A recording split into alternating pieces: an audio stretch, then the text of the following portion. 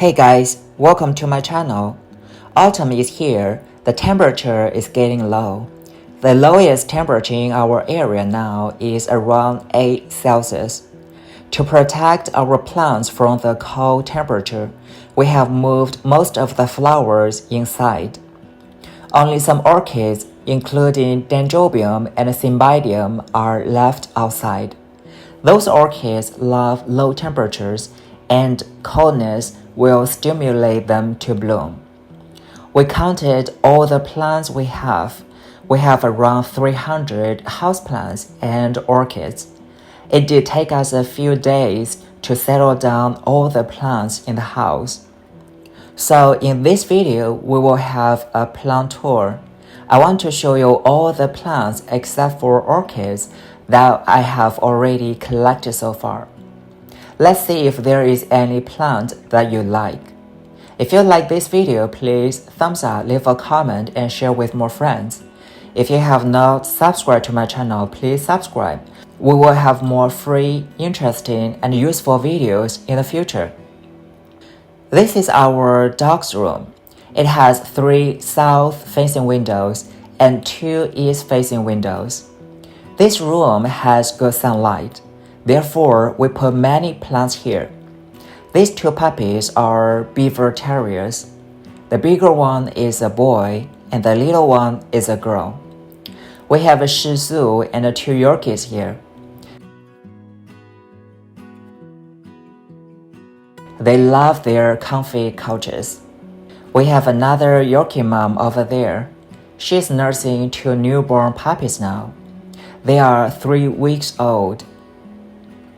Now let's start our plant tour. This is Zygonesia cynosure bluebird.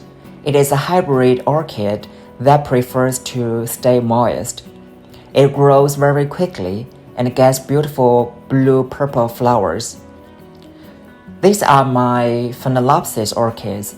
They prefer low light, so we grow them in an east-facing window and water them once they are dry. Look at these leaves. We brought this spotted angel's wing begonia inside after the temperature dropped, and it has beautiful white flowers. This kind of begonia is also named king begonia. Look at the white spots. The trait comes from Begonia maculata, one of these begonias' ancestors. Maculata is Latin for spotted. Here is another begonia.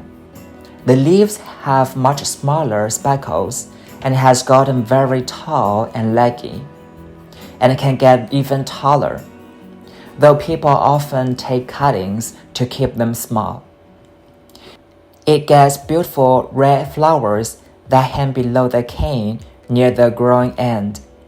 You can see new flowers budding out on this cane. This is our Stromantha triostar. Its leaves contain an interesting mix of pink, white, light green, and dark green on the upper side, while the lower side is big colored. It is very easy to grow and likes bright indirect light. This large plant is our Ficus lyrata, or fiddle leaf fig. Both the Latin and common name refers to the leaf shape. They are large and shaped like a violin. This tree has gone crazy. It grows very fast. We tie it up as the canopy expands. Every once in a while, a leaf will fall off.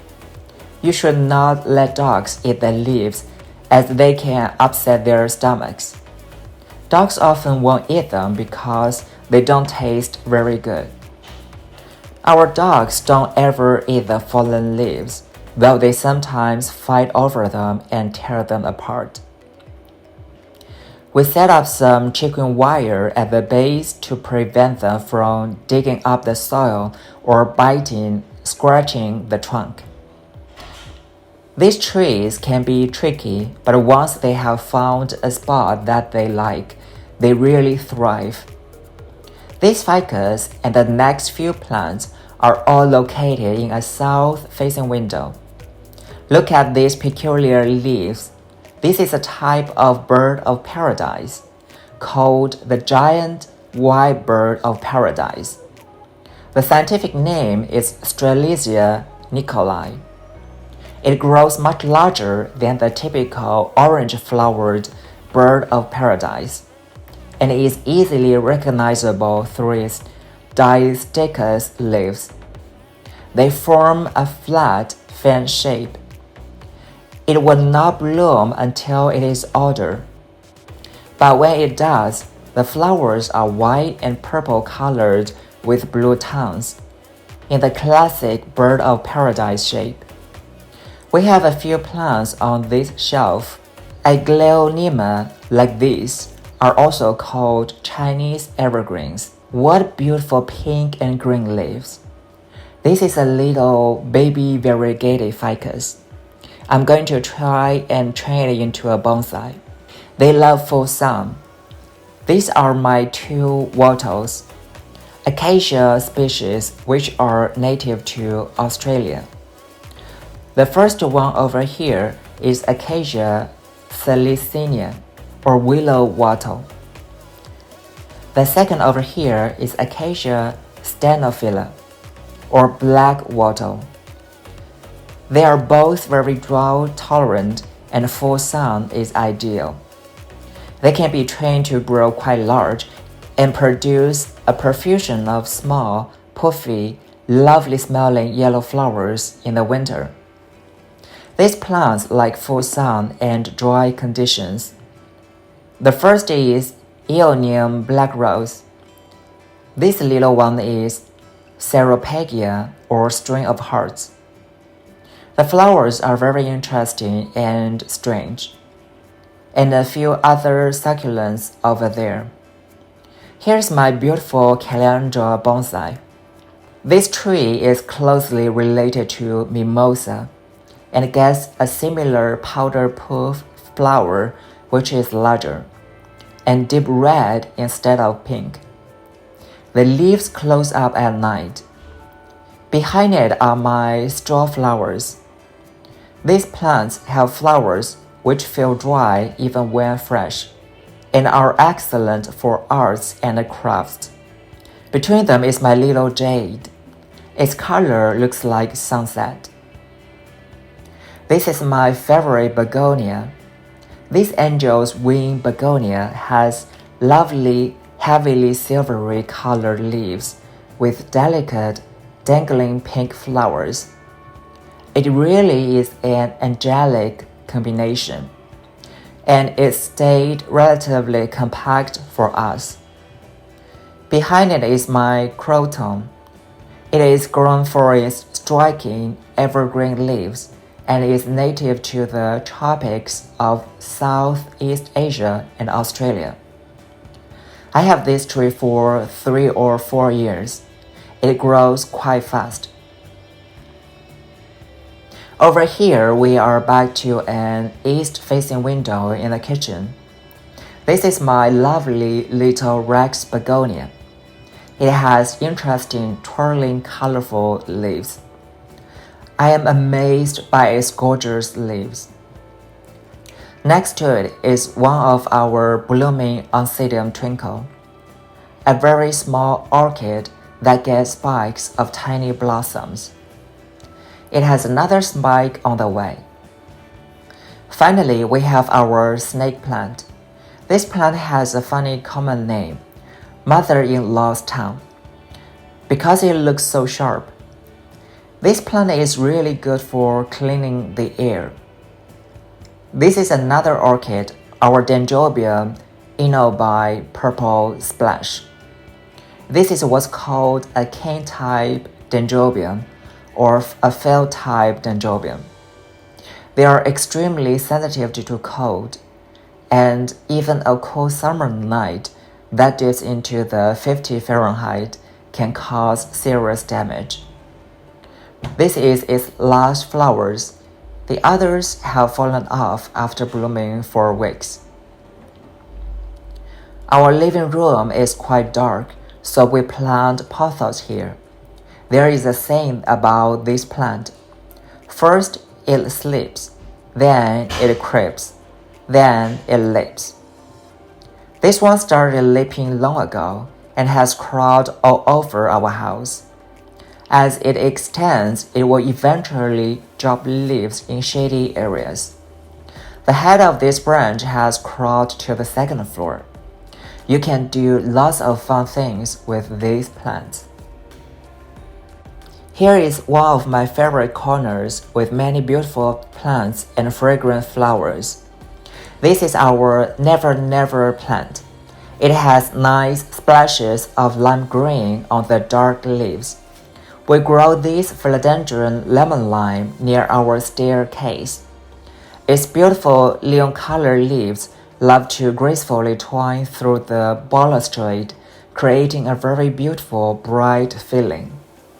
This plant actually prefers more light. Since I want to use it to decorate our staircase, it sits here all year round.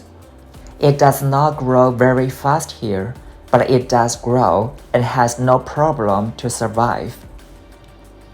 This area is near a south-facing window, but it's a small one in the front door, so the sunlight is more filtered. On the top shelf, we have two begonias.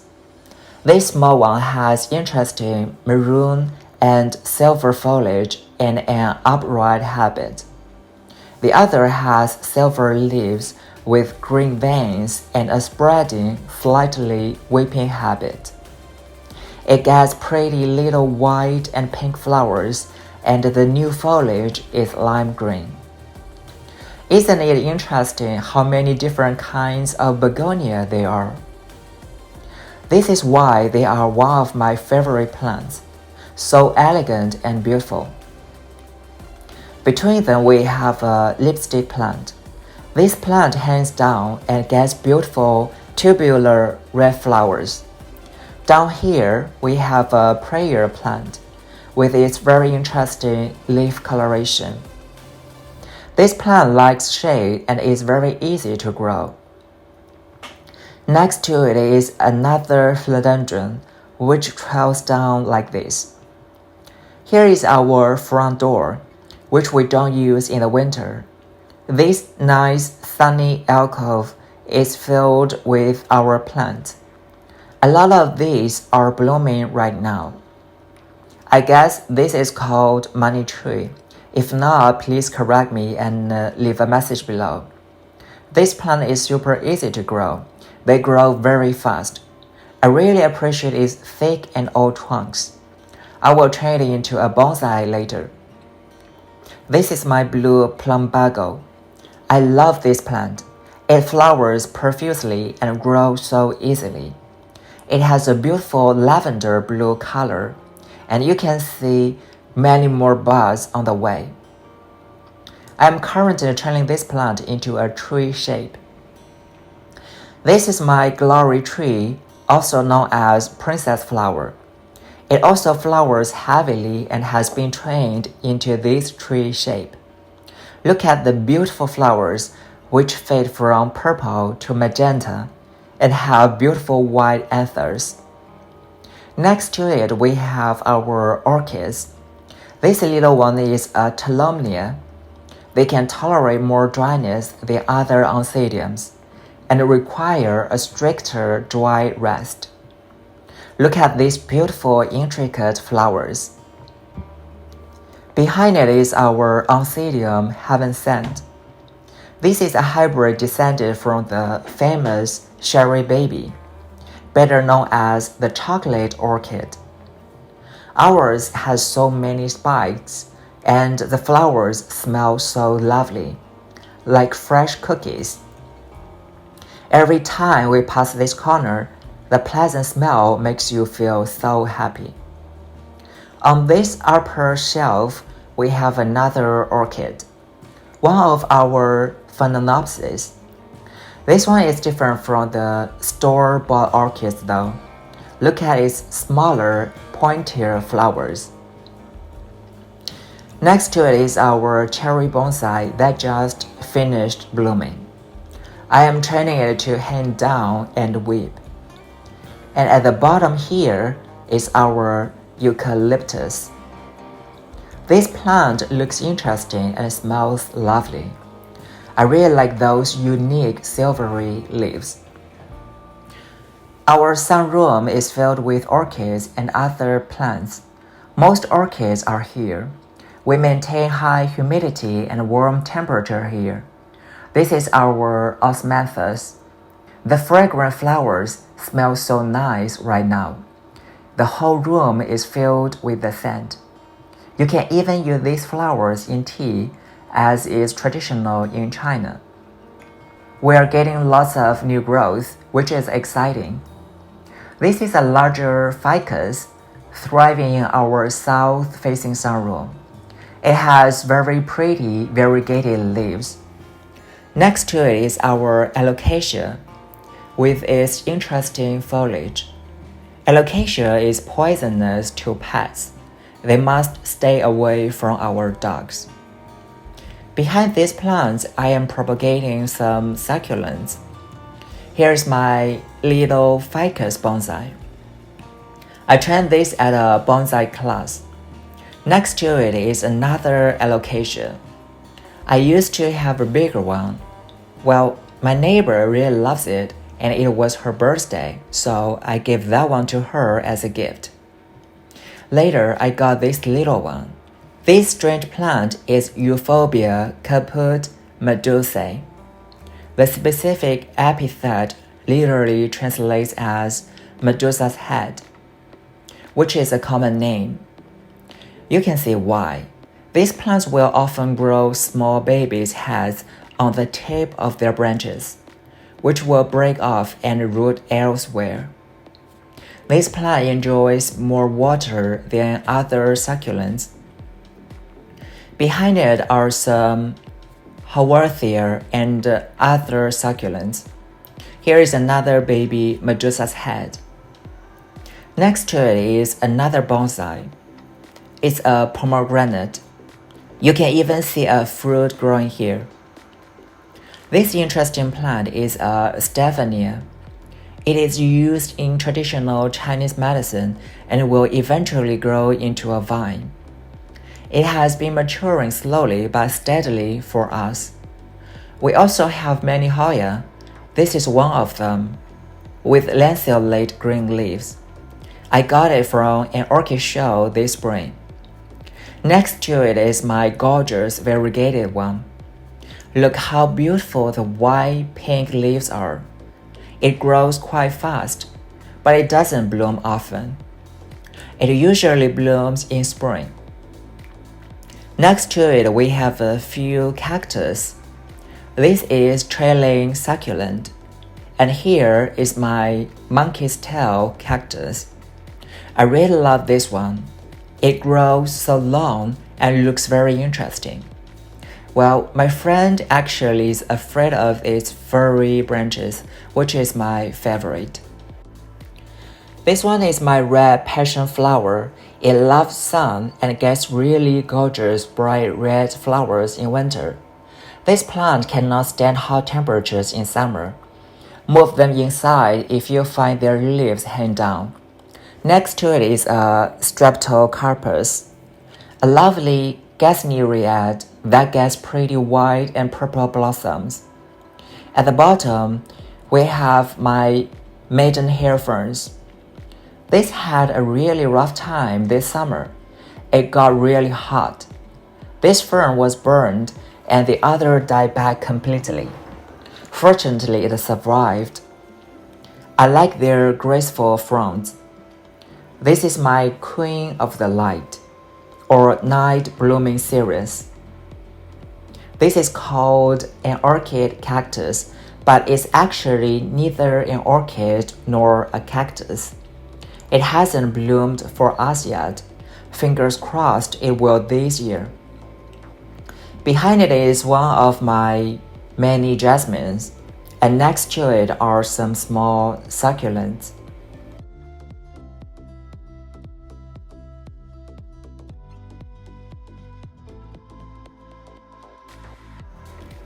This euphorbia looks like snakes. It is easy to grow. This is my silver jade. I have wanted one of these for a long time. Next to it is a much older regular jade. I have been carefully training these for years. Look at its trunk, so much bigger than my finger. There are more succulents here. These are my lithops. One of them is about to bloom. They are called living stones and require no water during the winter rest period and very little over the summer. This succulent is one of my favorites. It was given as a free gift when we went to an orchid greenhouse, and is now going crazy. This is another Hoya. This one is variegated and lanceolate. This Hoya is hanging and has an interesting lime green border. I like the patterns on these leaves.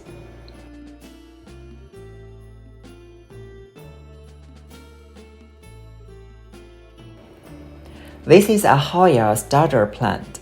It has round leaves with variegated colors.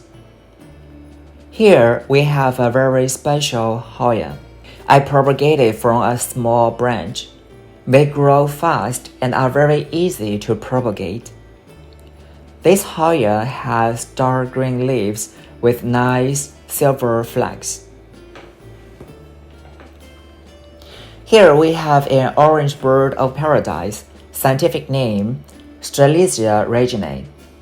It bloomed for us last year. I am hoping that it does so again. This is a tree fern. They grow in tropical forest. Behind it is my staghorn fern.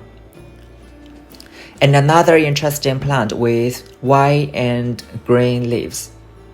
This purple plant is called Wandering Dew. They have a pretty bright coloration of white and purple. These are poinsettia which I am propagating from a branch.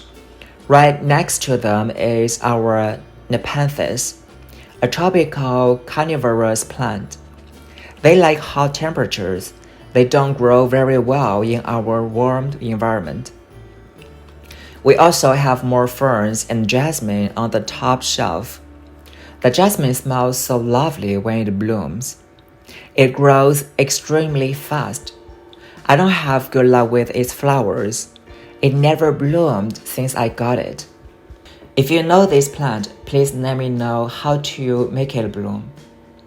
Over here is my hibiscus. It gets gorgeous multicolored flowers and has an interesting braided trunk. This jasmine over here thrives in bright sunlight and just got done profusely blooming for us. I have a giant philodendron hob in my bedroom. It has its own south-facing window. This plant will throw a fit and drop leaves if it doesn't get enough light, so we have to baby it a bit. It's gotten absolutely large. Just look at it. Over here we have another poinsettia which we are overwintering. I want to turn it into a tree. This is my Chlorophytum orchidastrum. It's actually related to spider plant. I really love the orange veins. They contrast so well with the green. Here's my dumb cane. This plant has gotten huge over the years. It has many new shoots from the bottom. It has beautiful coloration but can be dangerous. The oxalate crystals which it produces can inflame flesh and cause swelling. Keep this plant away from pets and kids if you have one. In my study room, we have a big peace lily. The flowers are finished and are greening. Here are my other poinsettia. I am overwintering these as well. They all have different colors and shapes. Next to them is my variegated angel's trumpet. This silver satin pothos has very pretty silver and green foliage which trails down. Its scientific name is Phenolopsis pictus. Pictus is Latin for painted and refers to the beautiful silver patterns on the leaves. The ponytail palm is a beautiful but slow-growing plant. It is not a true palm. It's actually in the asparagus family and comes from Mexico. This large bulge is used for storing water, which allows it to survive quite well in arid environments. I saw larger ones that were taller than a person. We have some calancho here, as well as more jasmine and a little ficus. You can see that my Christmas cactus is about to bloom. It is covered in buds. I just bought this one. It's my Chinese lantern hibiscus. It has such crazy, interesting petals. I also have some clivia over here and another small passion flower trained up a trellis. Out back, we have a few more cold, hardy plants which can tolerate the autumn temperatures. These bougainvillea are about to start blooming. I plan to train many of them as bonsai. These are my lotuses. They are largely finished blooming, and once the leaves wither up, I will move them into the garage. This is my nice lantana with multicolored flowers. It looks like a squirrel got into it. This plant blooms profusely and grows fast. Alright, this is our plant tour. Hope you enjoyed all the different kinds of plants. If you like this video, please thumbs up, leave a comment and share with more friends. If you have not subscribed to my channel, please subscribe. If you have any questions or comments, please leave a message below. Thank you for watching and see you next time.